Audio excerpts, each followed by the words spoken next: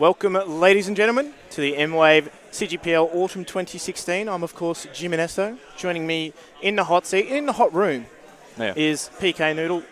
How you going, PK? Oh, mate, I'm going all right. It's great. It's good to be finally on camera. I'm looking forward to this. We've appreciate everyone sticking around. We have missed the first game, unfortunately, due to some technical issues, but we are back here now. Everything has been sorted thanks to the never-ending support of the admin team and all the tech guys that are here. So looking forward to the next game. I do believe, though, just to make amends for what has been a bit of a slow start to the morning, we do have a giveaway up for grabs. We do. So I'm not too sure. You've moved the and list. then for A1S Guardian. There you go. So the keyword for that one is actually going to be Mwave in the chat. So I believe our tireless admin, Defcon, who's standing behind the camera at the moment, is actually going to be teeing that up in the chat. So I believe the keyword is just Mwave. If you type that in the chat, I think it's already been teed up. You'll enter yourself into the draw. So that's actually going to be given away prior to the match going live. So that one's a quick fire giveaway for those of us that have stuck with us in the channel. Make sure you get in on that one. Speaking of quick fire, do we have some first round results? We do. Okay.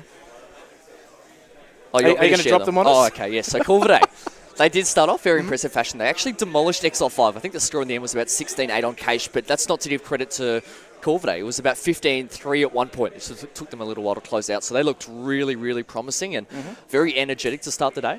Legacy had a bit of a struggle, though. They got across the line 16-12 in the end against Incept, but at one point Incept were up there about 11-10 and very tense. You could definitely tell from the atmosphere in the room that both teams certainly thought they were in with a chance, but in the end, it leaves us in a situation now where we're going into the second match, which will be Legacy versus Exile5. Legacy coming off a win, Exile5 coming off a demoralising loss. Yeah, that's going to be an interesting matchup because obviously these two teams have some long-standing members of the Counter-Strike community in them, and those guys will be keen to get at each other. So I guess it's the old guard in Ferk. He's got his group of young guns in Exile5 there. So obviously Tux, Mizu, Pex as well, and actually Seth. joined by the newest player in the team, Seth. So straight out of CGI, straight into Exile5, and he's quite a young talent from what we've seen in his previous matches. So I'm interested to see how he goes. Obviously, he's had a rough introduction to LAN with Exile5 being punished early on, but the question will be whether they can pick themselves up against, I guess, some more favoured opponents. That is Legacy. Yeah, it's been an interesting pick-up for me in the sense that he was handpicked, and I know that Tux knows him quite well and certainly had some influence on that decision to pick him up to replace Dans, who was given the exit door. But Seth in his actual role, he's an AWPer in the team, and we know that Tux as well, especially during his days back in Chiefs, used to fill that void. So I'm not sure how the roles are going to be defined amongst the team at the moment, but certainly a player with a lot of promise, a lot of potential, and a big rap on his shoulders. Certainly he's been making waves recently in the last week or so when he's been practicing with them, so I'm really looking forward to seeing how he goes. So he spent all week making waves. I don't get it. I don't know. Is that it? Like just a whole week of making waves, nothing prior? I don't get it. You never will. Doesn't make any sense. He never will. Anyway, Legacy. It's a long weekend. It's going to be a real long weekend. I'm staying in accommodation at your place or at our place. It's not really your place. It should be, though. It's fantastic. It is. It is fantastic. Dual story. What are your thoughts on Legacy coming into this? So they are playing with Buster. Do you want to fill people in as to how that came about? Oh, look, if we want to fill him in, I think Buster was a natural choice for these guys. They've had a little bit of roster turbulence prior to, I guess, the CGPL finals. So it's interesting that they've gone back to, I guess, a known quantity in Buster. Yeah. He obviously has played in a previous iteration of Legacy going overseas with both APOC and Offnu. So he, at least in that sense, will be able to make up some ground and at least have some chemistry with the team. So, yeah, for those of you that, I guess, are a little bit less versed on the history of Legacy leading into this week, they've actually, I think they had Top Gun in their roster. Then they had removed Top Gun, shown him the door. They've actually then picked up Sniper. Sniper was, I guess, swiftly also shown the door, and they've gone back to Buster. So it's an interesting piece, given that they're one of the highly fancied teams leading into this. So there's a little bit of weight of expectation on these guys, but interesting now that they find themselves shuffling prior to the week. So yeah, it's going to be a for me, Legacy is an interesting mix when I look at them. I think that certainly they'd have the experience and the players in there that you'd think that it would be quite comfortable. But certainly we know that perhaps in the last week or so been lacking a little bit of direction. Some, I guess, outside circumstances have impacted their lead up to this competition. And I think that coming in at the moment, I think it's very much the players still trying to find their groove and find their footing with the new roster. Certainly looked very shaky in the first match. I do think that they will be able to beat Exile5 here, though. I think that given the performance that Exile5 just showed against Corvidae, I can't expect... I'd love to sell some sort of miraculous Cinderella story where an upset would occur, but I don't see it happening. Well, it's interesting for me because it draws parallels to the first week that we saw Legacy in action. Because those guys, in their first match, they looked like they needed to blow out cobwebs. We casted the first Legacy match of the CGPL season of Autumn 2016. And, yeah, they took a while to get into that match. But once they did, they got into, I guess, if you wanted to liken it to the international scene, a plough mode. And they just rolled across the rest of the match. So, obviously, it is a best of one. Yes. You really can't afford to drop rounds early in a best of one, particularly given that there's only one map to play. You can't get yourself... Well, you don't want to drop 16. Well, you don't want to drop 16. It's probably... Unless, one would say there's unless it's an overtime victory. You could drop 16 and win 19-17.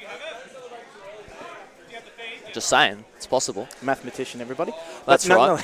But the map is Mirage, though. Now, this is the map that Legacy actually just played against Inset and were quite shaky, but it looks as though they are going to be going live. So we might hopefully roll the giveaway. Hopefully, our admins are in the chat to roll that. That was the M418 Guardian. The keyword was Mwave. But with the match going live here, I hope that you can see the game and not us, because let's be real, we have faces made for radio. So we'll switch to the in-game, and at the moment it looks as though Legacy actually will be starting out on the T side of Mirage and very quickly making their way towards the A ramp. So Buster, Lightstep, Havoc, Apoc and Offnu are on the terrorist side, just positioning themselves potentially for an A execute here. You can see Exile5 actually a very B-centric setup here with only one member defending the A side at the moment. It looks as though it will be Pex, so as these smokes come raining over the side at the moment, it will just be a matter of time until Pex has to call for that backup and that rotation to occur. Legacy are busting in now, but you can see the intent is actually make the way towards jungle. It's not the plan that they're going for, so Ferg catching one member off guard there, and all of a sudden Exile5, as they're rotating towards B, they're making it work for them here, and again, some time the bomb eventually now planted, but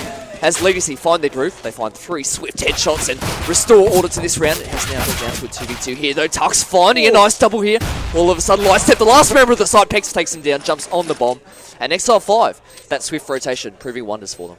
Yeah, it was fantastic from them. Obviously, Legacy had a set plan into that round. They set the smokes up and simply executed, but it was the firing squad that they faced in that A site. Exile5 just disposing of them quite quickly. So a fantastic round coming out from both the Pex and Tux combo, picking up 2 apiece.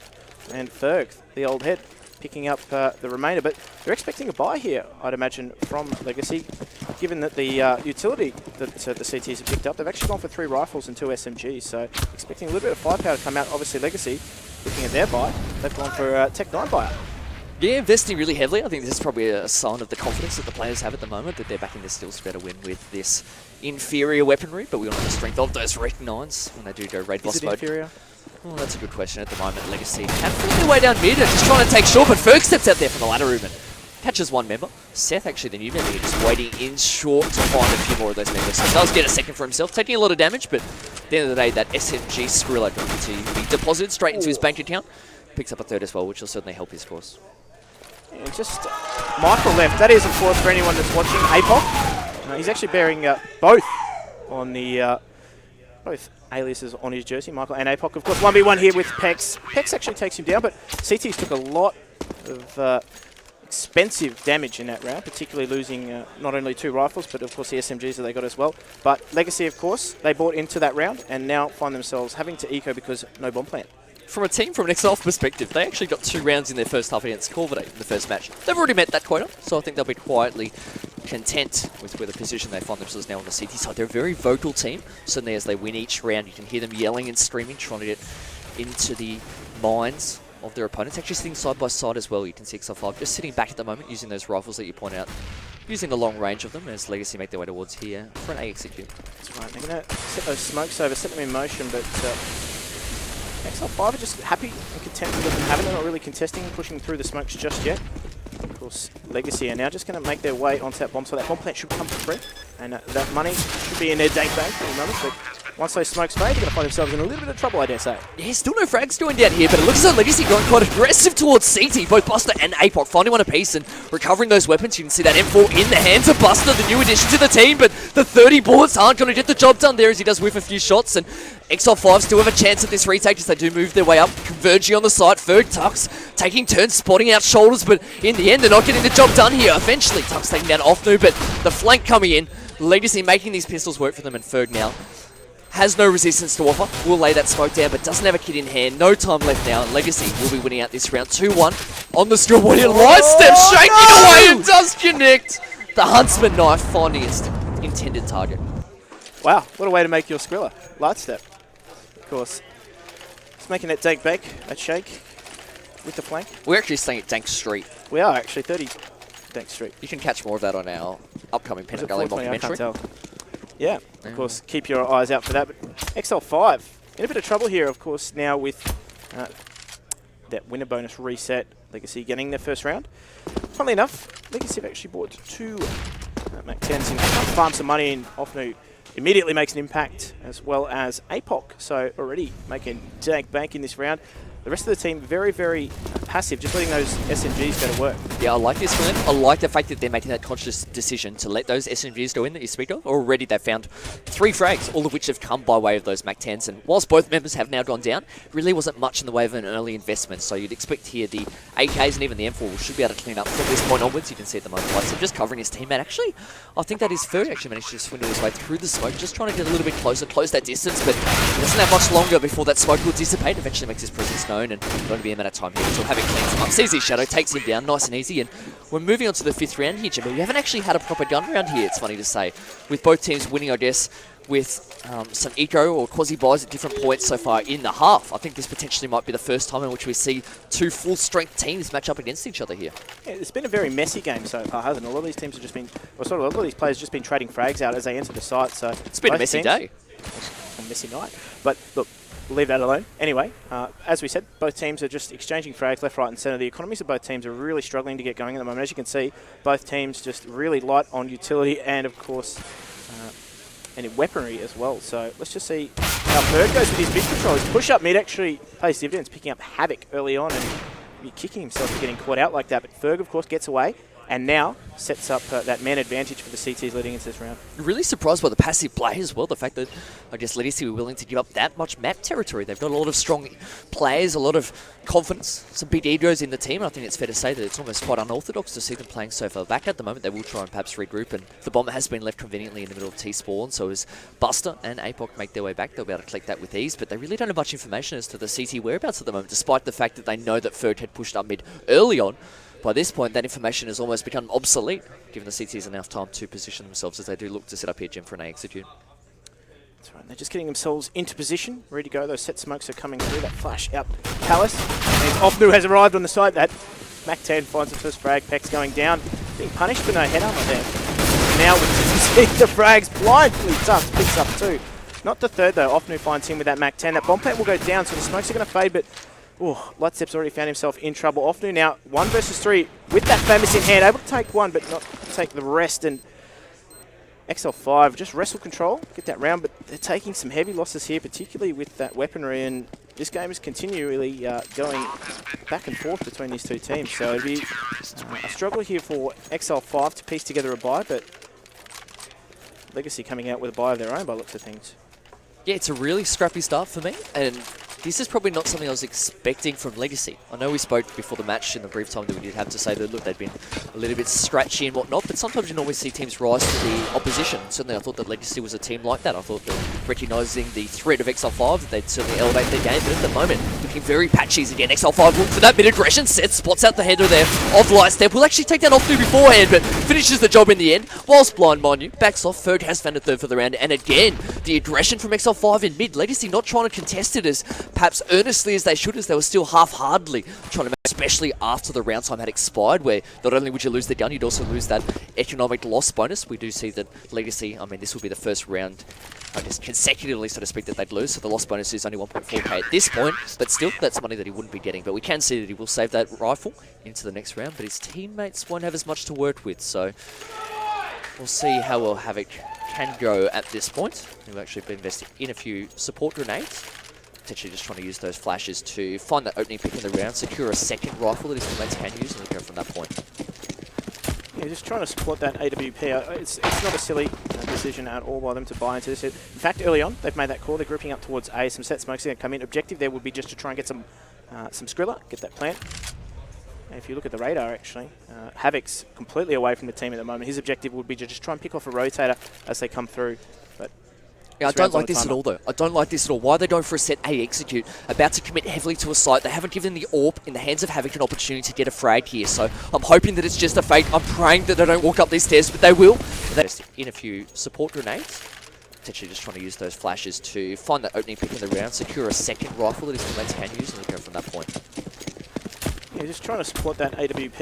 It's not a silly decision at all by them to buy into this. In fact, early on, they've made that call. They're grouping up towards A. Some set smokes are going to come in. Objective there would be just to try and get some Skrilla, get that plant.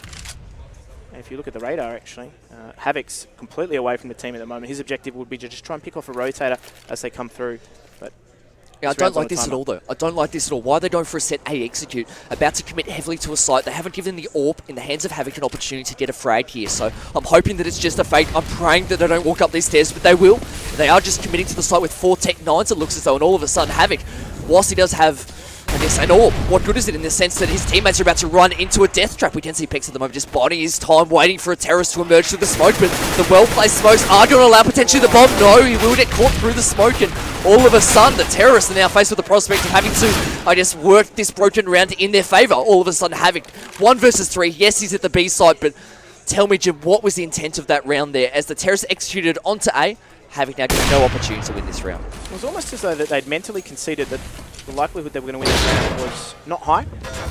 In fact, already sending Havoc to the opposite side, to me, just didn't seem to instill any confidence in the rest of the team. But see, I don't buy that they didn't believe they could win the round. I think that what they did, they thought was honestly the best way to approach the round. I just really question that from a strategic point of view. If you do manage to save 1 rifle, let alone an AWP, I think despite the tactics, he has to go in first. Even if you want to execute onto A in that mid to late round situation, as Havoc does get destroyed there in the mid-con, I think you still have to give yourself at least 30 or 40. The likelihood they were going to win this round was not high.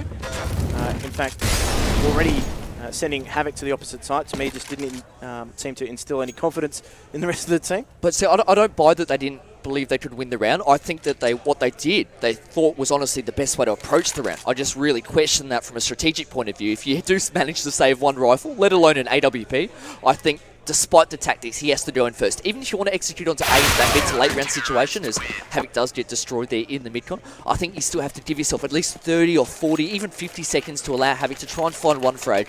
Even if it's not at A, even if it's at mid, even if it's at B, give him an opportunity to do something. He wasn't given that chance, and at the moment, Legacy find themselves down 5-2 and don't have any money, don't have any momentum.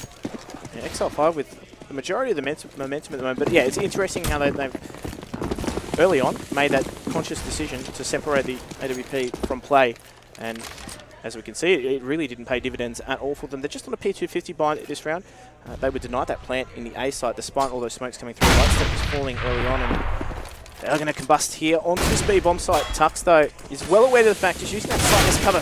Taking down 1, 2, looking for the third, gets it as well, not able to find the fourth. But those P250s are doing damage, but the cavalry has arrived. Support is here. They will likely deny another plant as the Lightstep just battles his way around, not able to do too much from that position at all. The rotation was on point, and Exile5 find themselves just starting to build a bit of a bank, and it's important on CT side. What I love about Tux as a player at the moment, he's actually topping the scoreboard with 12 frags, but not so much that fact. He's actually one of the calmest players that I've met on LAN. When he had his first LAN appearance at the Nationals, it was at, I do believe, ACL Melbourne in September of last year, but he was so calm, and you wouldn't know it was his first event, and I think that just rubs off on his teammates, and he's very, very good in the clutch situation, as it looks as though Exile5 and Legacy here, fully invested into this round, potentially going to toe-to-toe again.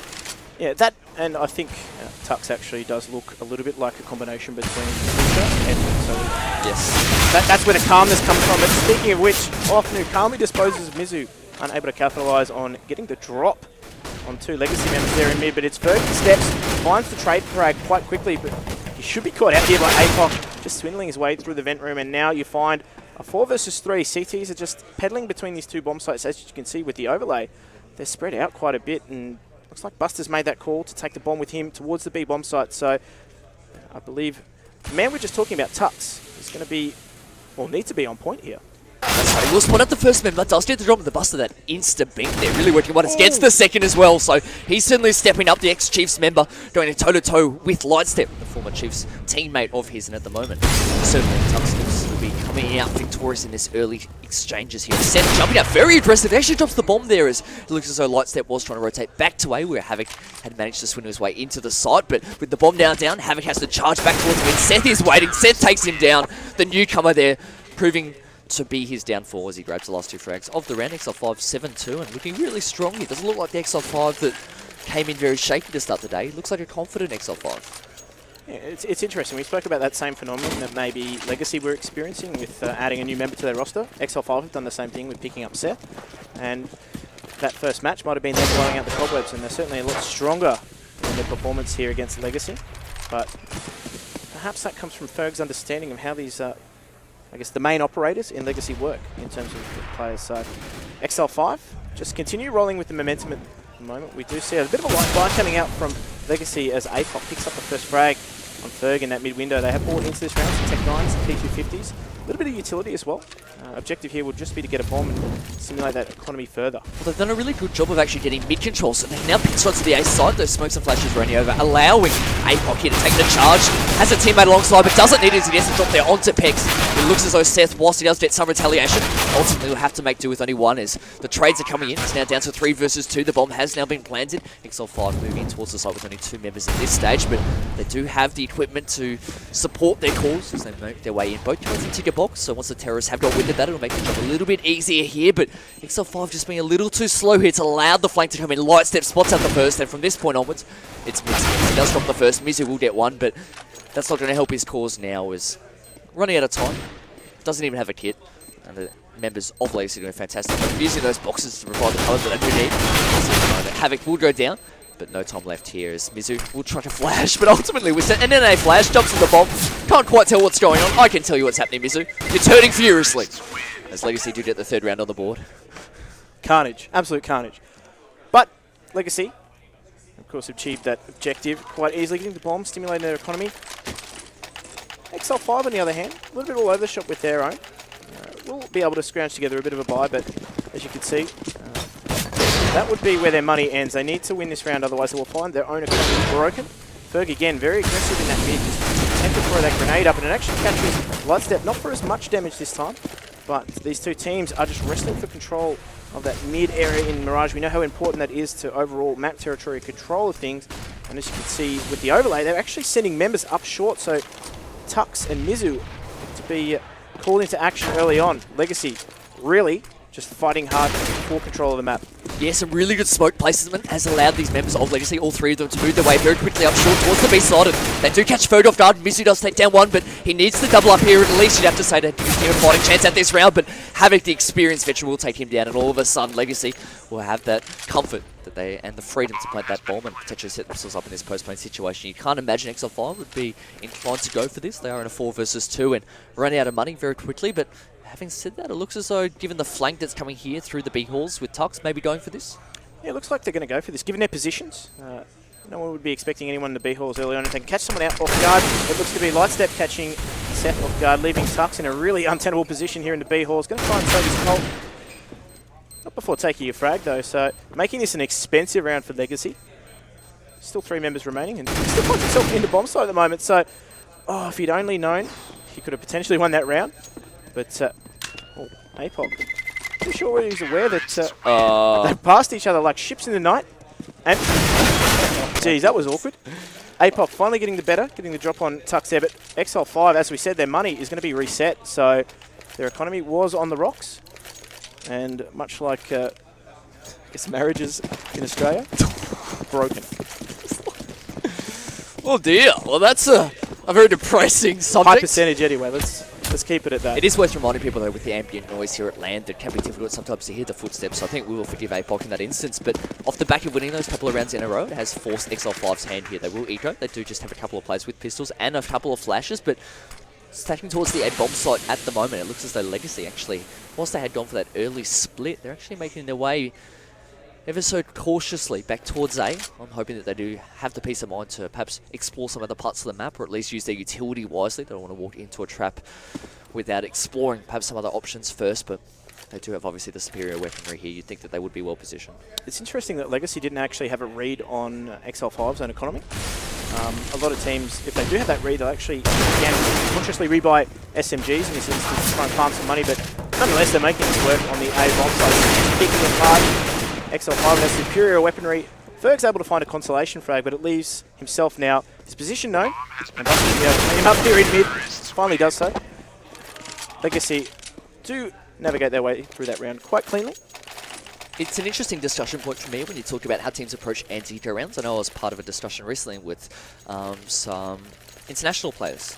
Renegades, I'm calling them international players. I was going to say, they're not from New Zealand, because New Zealand doesn't count. No, actually, Renegades, but I know that there's a common approach. Some people discuss whether it's potentially worthwhile scouting out the map. Some teams, I just have a preference, perhaps just executing, relying on the strength of an execute to win the round regardless of whether there's a CT stacked or not. It's certainly a discussion that merits attention at the moment, though Legacy showing that really they're not going slow. They're executing onto A as again they're forcing the issue here, but Tux hiding behind the Zuzi box quite conveniently, just biding his time. Hasn't been flashed here, so we'll see about finds the first, hits a second and a third, mind you. So doing a fantastic job here, Exile5, specifically Tux, locking down that bomb site, whilst Buster will find one. It's all to no avail. Third comes behind. The French wrecking crew will get that clean-up duty. Croissant in hand takes down Buster, and Exile5 secure a first-half lead, 8-5. But we're looking to get to double digits here. Still time. Yeah, just a handy little baguette fragate there. He actually came to our apartment last night. He did. We didn't even know. We were asleep. Apparently, exciting. Apparently, PDG, the coach of Legacy, let him inside, but I mean that's all hearsay. I literally wasn't awake. Maybe he was coming out from Exile5. They don't really have a choice. There's some hard resets on the economy there, and well, it's really been a struggle for Exile5, despite getting 8 rounds. Legacy have kept them honest, at least in terms of CT economy. More importantly for me, the highlight is the fact that one of their main AWPers, Tux, on that CT side, hasn't had an AWP in his hands all half. Mate, it doesn't matter what he's had in his hands. He's been fragging so strongly. I think he needs a little bit of support here at the moment, but we'll see how well they go this round. Obviously, force buying into the last round. That sole and single aggression there. He didn't have any teammates nearby and jumped into his death. The firing squad of Offner taking him down. And Havoc making this look so easy, but the problem for me, certainly the feel of this game for the moment, certainly feels as though Legacy are having their way. They certainly feel a lot more comfortable now, but they're still down on the scoreboard. And I think that's a real problem for them, because certainly, given the way they're playing at the moment and the ease with which they're playing at, you'd expect them to have a big lead, but they're still going to have to come from behind in the second half. And to me, that's a really worrying sign for Legacy. It's taken them so long to switch on that Exile5 could get out to that early lead. As they do move in towards A here, Jim. They'll secure the plan, and 5-on-2, you'd have to back them to take this one out. Yeah, we must digress into the actual round itself. It ends up being a 5 versus 2 now. Mizu, and this last round is going to be a scrappy buy coming out from Exile5. They don't really have a choice. There's some hard resets on the economy there, and well, it's really been a struggle for Exile5, despite getting 8 rounds. Legacy have kept them honest, at least in terms of CT economy. More importantly for me, the highlight is the fact that one of their main AWPers, Tux, on that CT side, hasn't had an AWP in his hands all half.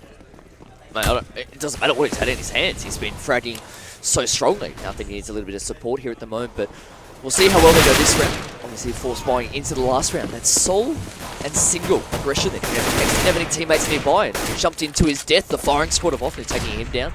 And Havoc making this look so easy, but the problem for me, certainly the feel of this game for the moment, certainly feels as though Legacy are having their way. They certainly feel a lot more comfortable now, but they're still down on the scoreboard. And I think that's a real problem for them, because certainly, given the way they're playing at the moment and the ease with which they're playing at, you'd expect them to have a big lead, but they're still going to have to come from behind in the second half. And to me, that's a really worrying sign for Legacy. It's taken them so long to switch on that Exile5 could get out to that early lead. As they do move in towards A here, Jim. They'll secure the plan, and 5-on-2, you'd have to back them to take this one out. Yeah, we must digress into the actual round itself. It ends up being a 5 versus 2 now. Exile5 just locked out at his bomb site, and locked out even further now. It is a 5 versus 1. Seth, the new member, is able to find the first frag, but it's going to be tough for him here to wrap this up as Havoc. Just easy flank there, 8-7 to score. Probably not a fantastic half from either side, really. It was very scrappy in those early rounds, and as you can see, it's just dragged on to a very fairly even scoreline between these two teams. Tuck's dropping 20 frags though.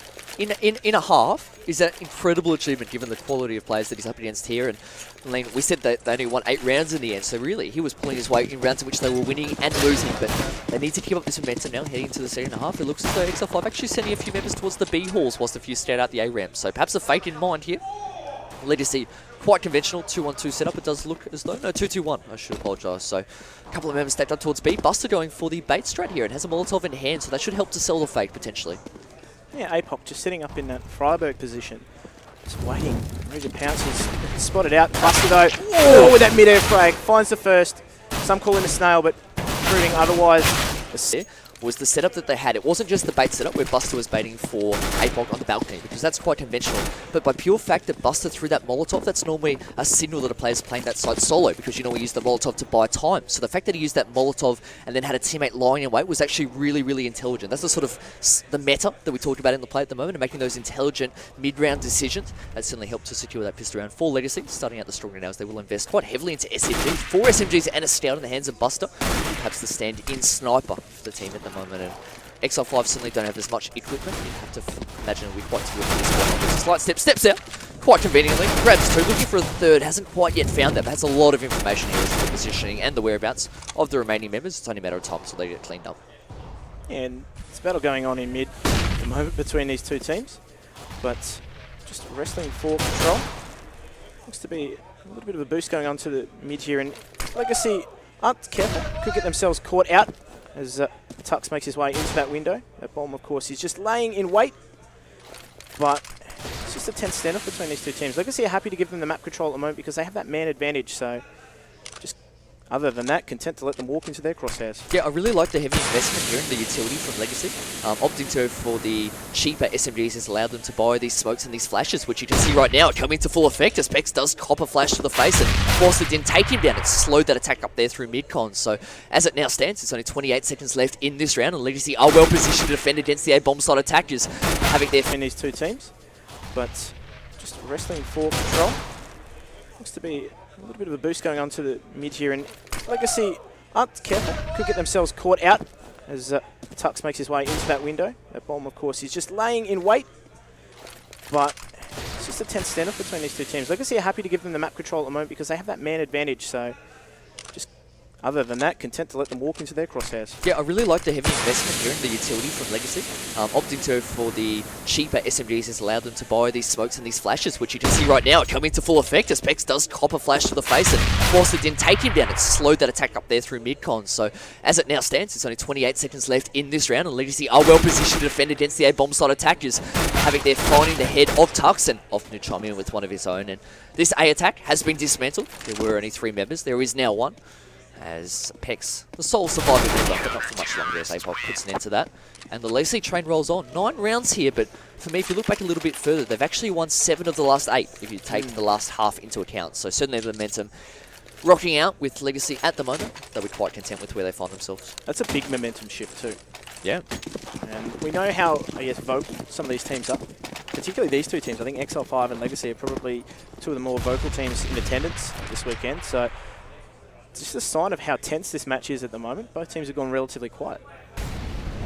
Yeah, and Exile5, this is something that we saw in previous iterations. We know that they've run through a lot of roster changes, but falling into the trap potentially of just going solely for A executes at the moment. Those flashes and smokes from the radio, but it's a quasi-buy from Exile5. I'm surprised by this, given the fact they actually didn't get any frags last round, or maybe 1 if that, but it's not as though they're at the precipice here of breaking the economy of Legacy. So quite strange to see them investing and taking such a risk as Offnu there. Gets the double through the smoke. Just the third, but this time he can see the third, so I'm more okay with that, frag, but nonetheless, Exile5 there. For what was quite an investment into the round, and they're going to leave themselves in a position now where they can't buy on this 4th round. Makes no sense to me whatsoever. And now Legacy, recognising the fact that Exile5 had forced the issue twice, there's no reason for them to upgrade their SMGs. They're going to keep 3 UMPs. The armour penetration is still going to bode well for them potentially. Not that there's any armour this round, but had they bought that, and Exile5 shooting themselves in the foot. About the only thing they're shooting at the moment. Well. Yeah, I went there. Yeah, you went there. Savage Noodle in full force this weekend. Full force of Noodle is something that some teams are experiencing often. Just getting adventurous, trying to find a frag with the SMG. He's just let Bex wander right past him.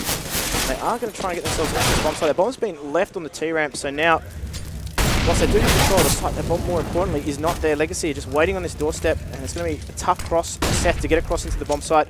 Try and get that bomb plant down. It's something that Exile5 desperately need at the moment, is that economic stimulation. He does manage to do so the bomb plant will come down, and that's better signs for Exile5, but at the moment they're just standing off, battling out, trying to retake this site legacy.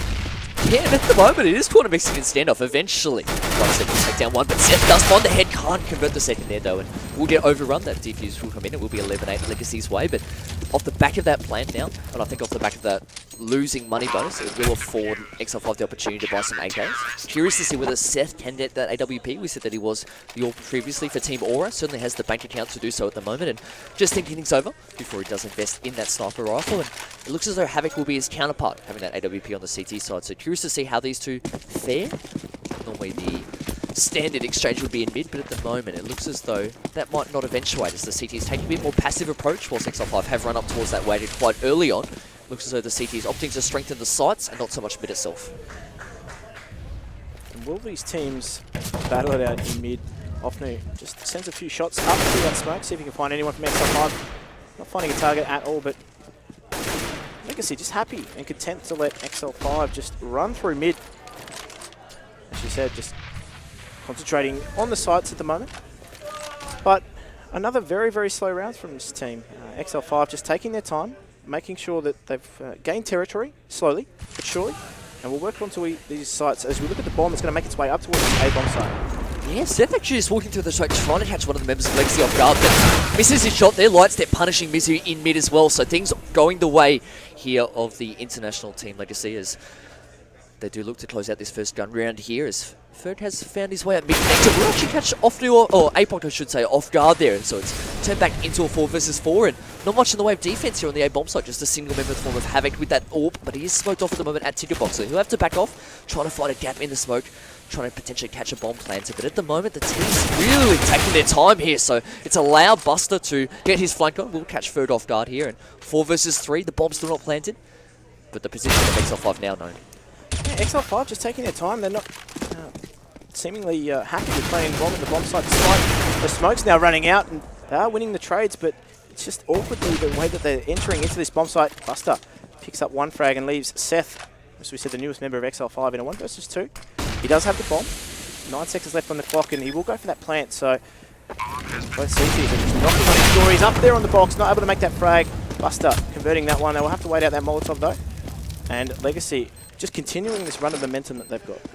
The timing of their Exile5, it made no sense. They actually used their smoke grenades to block off Havoc at the ticket box and then waited about 20 to 30 seconds so that the smoke had enough time to dissipate before making their entry onto the A side. Just doesn't make any sense to me. They had a lot of forward territory there. I was surprised to see that Ferg was actually able to get into mid-connector. Took down Apoc, but didn't capitalise at all. Certainly it's been a trend that I think we've seen in recent iterations of Exile5, that the timing and the pacing, something that Ferg made his own during his initial days here in Counter-Strike. In Australia, obviously French heritage, but came to Australia in about 2006 and spent his time since then playing here, but things not quite clicking for Exile5 at the moment, so they do reinvest into this round and make their way towards mid. 3 members there just trying to catch Legacy off guard, but they're playing again quite passively, opting to just fortify the sites.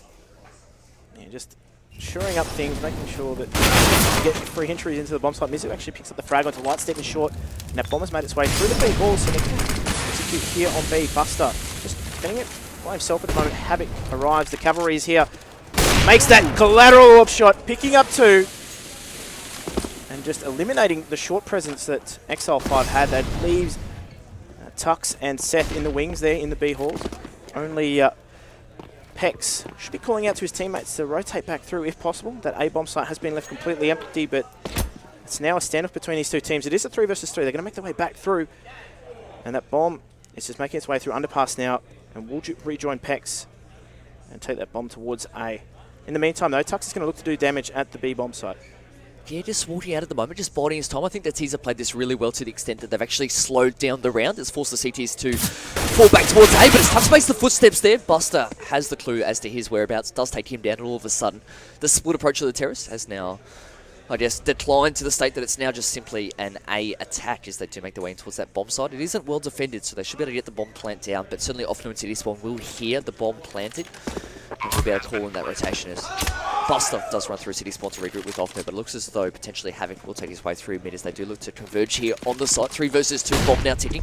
Good flash there from Seth, allows him to hit the first, and will actually connect with the spray onto the second as well. So Havoc has lost both of his teammates, now has to do 1 versus 2, and the international veteran here trying to spam through the box there, doesn't quite connect with that shot, but uses the smoke to allow him to merge across that gap, getting towards the side, but Seth's jumping around, gracefully dancing around that smoke, will take him down, connects with his 3rd for the round. Actually leads the way, or not quite, has 17 frags, it is Tux with 20, but doing a great job the youngster at the moment. And he flicks that AWP for free. Yes. So getting that AWP into his hands as much as possible. He's been able to, I guess, at least show his presence around the map, whilst not necessarily getting that entry ping.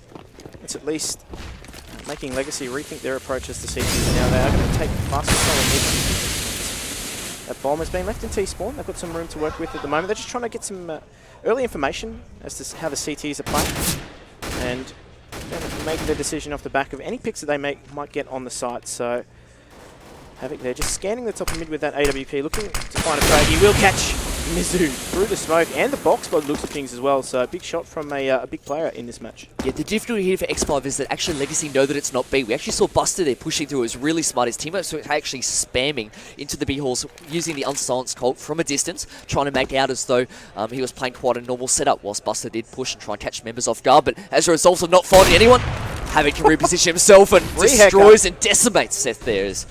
He has been executed there on the A ramp. Bust now off the back of that push that we did point out. Should be able to catch one member third off guard. Does take him down, and Exile5 walking into the process of Legacy here. They're making this look so easy, but it's all off the back of that early aggression from Legacy that got that map territory for themselves and could single-handedly take down that Exile5 attack. A tactical pause now coming in, but too little too late. You throw the question out there. You can see that momentum shift, Jim.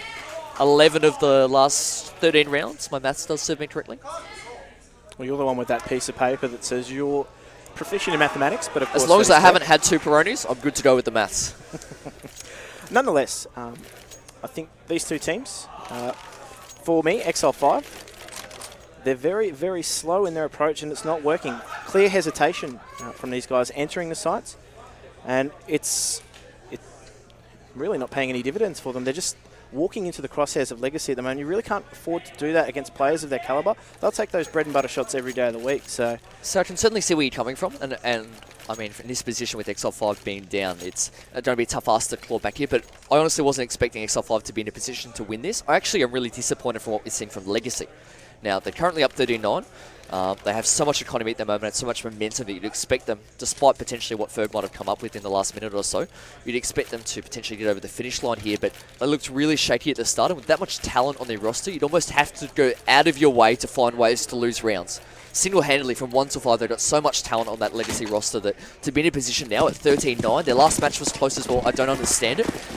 They should be winning these matches a lot more comfortably, and at the moment, potentially this round might be comfortable. Exile5 deciding to eco and move towards that A side, and Legacy lying in wait here. Only 1 member though, but even still, not much resistance to come by in the way of Exile5 with nothing purchased. This should be nice and easy. They've actually shored up the B-bomb side, predicting some sort of read from Exile5, but that's not the case. They made their way onto this A-bomb side. They should be able to get that bomb back for free. Offner is fighting tough now, providing some resistance. He does get taken down quite quickly there. Not able to get more than 1 frag as they now bust their way into CT spawn.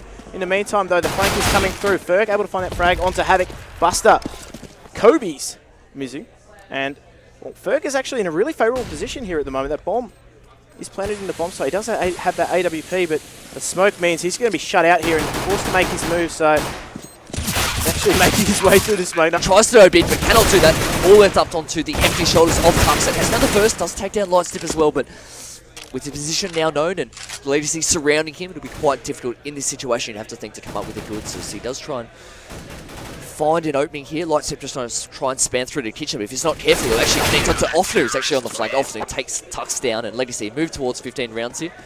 Looking really, really strong. Legacy now need to shut this out. They can't let this dribble on any longer. And to make sure that they go through. And as we said, for a team of their caliber, I feel as though they're struggling right now. And it would be a certain confidence boost for these guys to just close this match out as quickly as possible. They can't let this one bleed out any rounds. And again, we see B concentration coming out from Legacy predicting, and Exile5 are running straight into this trap. Mizu is on point, straight out that window. Able to find the first frag, but not much more other than that. APOC finding a frag before he's collected it himself now. How going to make it difficult here in the box site. Berg is putting pressure on short. Havoc is equal to that challenge though, and Havoc and Offnu are going to try and combine here. As Havoc is doing damage with the AWP, finding another frag, looking for that last. It is up to Tux here, who is going 1-on-2, not able to find that frag, and Legacy close that out 16-9, and they made it tough. She connects onto Offnu, who's actually on the flank. Offnu takes Tux down, and Legacy move towards 15 rounds here, looking really, really strong. And Legacy now need to shut this out. They can't let this jingle on any longer. And to make sure that they go through. And as we said, for a team of their caliber, we feel as though they're struggling right now. And it would be a certain confidence boost for these guys to just close this match out as quickly as possible. They can't let this one bleed out any rounds. And again, we see B concentration coming out from Legacy, predicting, and Exile5 are running straight into this trap.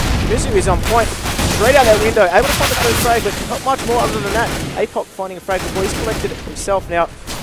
How going to make it difficult here in the box site. Berg is putting pressure on short. Havoc is equal to that challenge though, and Havoc and Offnu are going to try and combine here.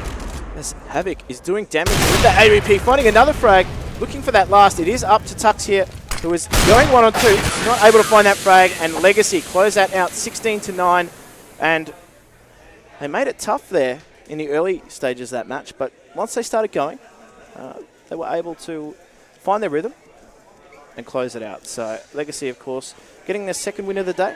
Yep. And by all means, I guess from the outside looking in, they look like they're doing a little bit tougher than they should. Yeah, I mean, I think that second win should secure themselves a spot in the semi-final, which certainly was the objective coming into today. Regardless, as long as they get the win on the board at the end of the day, that's obviously what the most important thing is. Interesting for me was that from an Exile5 standpoint, their man who was on fire in the first half, Tux, finished with 20 frags at half-time, finished with 22 at the end of the match. So he went quiet, and unfortunately his teammates didn't step up around him. So as soon as that one-man show wasn't in effect, unfortunately they didn't have the firepower to get across the line. For me, though, when I look at the way that Legacy were playing in the first half, we do flash our minds back. I think they finished with 7 rounds in the first half. It was 8-7 Exile5's way. They did secure that lead, but I was actually really disappointed and surprised by the fact that Legacy very early on was so reliant on set executes, particularly onto the A-bomb side. It looked as though they were just continually just trying to force the issue, just buy heavily into those Tech 9 armors, even very early on, just those rifles, and just execute onto A repeatedly. They've got so much talent on their roster, so much experience. They had so much more success when they actually separated their forces, actually played a more default style, and I guess recognised that Exile5 were leaving some holes in their defense and they're manipulating. Actually, a USP arrived. I was testing your memory there. I was wondering whether you'd want to throw it to me or not, but you did remember. Yeah. Well done. You did your job. I haven't even had a beer yet. Oh, yeah, that's interesting. But nonetheless, as our producer's waving, no, we're not doing a giveaway. Seriously? Yes, we are doing a giveaway. No, we're not. Yes, we are. Hang on. We're passing notes here. It's almost like primary school once again. I really just want to know whether Mav will tick that box. Which box? The one that says, will you go out with me? Yes or no? Okay. You never had... You weren't popular in primary school? No? Okay. That's a bit harsh. It's a bit uncalled for. You wait. You wait. There's better ones coming. I'll be putting cockroaches in your bed tonight. Update. Hope you're not going anywhere near my bed tonight. Nonetheless. You're on upstairs, I'm downstairs. This is derailed quickly. And things tend to do that when you're associated with the peanut gallery, but nonetheless. I was going to make you read that, but I've already got it. It's an Aquamarine AK-47. Yep. I think the keyword for that one is actually going to be Mwave again in the chat. Just to clarify, it's just Mwave. It's not Mwave again. No exclamation. It's just Mwave. Mwave. Just to clarify, you said that very quickly. I can just imagine the spam of Mwave again coming out in the chat. No one's trying to win the skin. Twitch chat is if not I enter mindless. with Mwave and everyone else types Mwave again, I've got this. Twitch chat is not completely mindless, okay? Have you seen our Twitch chat? Free-thinking, independent people. Okay. So look, another giveaway that you can get in on. So make sure you are, of course, supporting our fantastic sponsors for the day, Mwave. So it wouldn't be the Mwave CGPL without Mwave. There are other contributing sponsors as well. So NVIDIA, we must thank. They're massive banner behind us. These guys are contributing to the CGPL as well. MSI as well. They've got a fantastic little display around the back. So if you're actually here this weekend, make sure you do check that out. And yeah, have you seen our Twitch chat? Free-thinking, independent people. Okay. So look, another giveaway that you can get in on. So make sure you are, of of course, supporting our fantastic sponsors for the day, Mwave. So it wouldn't be the Mwave CGPL without Mwave. There are other contributing sponsors as well. So NVIDIA, we must thank. Their massive banner behind us. These guys are contributing to the CGPL as well. MSI as well. They've got a fantastic little display around the back. So if you're actually here this weekend, make sure you do check that out and just check out their products as well. AOC, the monitors that all the players are playing on today are supplied by AOC as well, and we're actually sitting in some AK racing chairs as well, so they must be thanked. Now, Pretty comfy. Netgear, providing a They low make latency. you look at my height. I know. They do a fantastic job of improving appearances because we look as though we're on the same height right now, and I can assure everyone at home that that's not correct. That's about all they improve, though. They improve your Certainly fragging. not the quality of banter that's being thrown around at the moment. Of course, low latency environment being provided by Netgear. Of course, it wouldn't be a LAN without some fantastic LAN gear. Yep. Now, Logitech as well, Plantronics, and the last one, Turtle Beach. So all contributing to what has been a fantastic day so far. So there's more action on the way. Certainly, we definitely encourage everyone to come along. It is free entry here, so anyone can come along and spectate. We are here at Australian Technology Park in Sydney. Bay 8, for those who are wondering. You get a choice of Bay 4 or Bay 8 if you catch a taxi. It's not Bay 13, no? No, Bay 8. It's MCG. We're not rowdy like that, but Bay 8, certainly there's a lot of fantastic action still to come. Like we said, this is technically only round 2 done of 6 rounds today. There's certainly some other things here for grabs. So you can play the Overwatch beta. We've already been trying our hand at that. That's our next casting career after we do potentially... You can come poke fun at Nick. If you can try. It's a challenge laid out there, but certainly come along, spectate. It's been a great day so far. So much action still to come. We've got the semi-finals and grand final tomorrow in the theatre as well, which should be fantastic. The Theatre of Dreams at Australia Technology Park. Make sure you're sticking around for that. So in the meantime, enjoy the stream, hang out, chat, do whatever you must do, polish nails, whatever. Anyway, we might go to a quick break. There will be a casting change in the order. The next matchup. I hope you're gone. I can make you that promise. I will be gone. The next casting duo, of course, will be back to Elfish Guy and Mike Star. So they'll be bringing you the next match. I do believe that one is Legacy. I'm going to test your memory. Versus Corvidae. So it's a cracker of a match, actually. Both teams winning through to this point. So that'll decide who goes out on top of Group A in the CGPL. In the meantime, we're going to cut to a quick break. We're going to get a couple of refreshments. And, well, sit tight. We'll be back shortly. Honestly, Jim.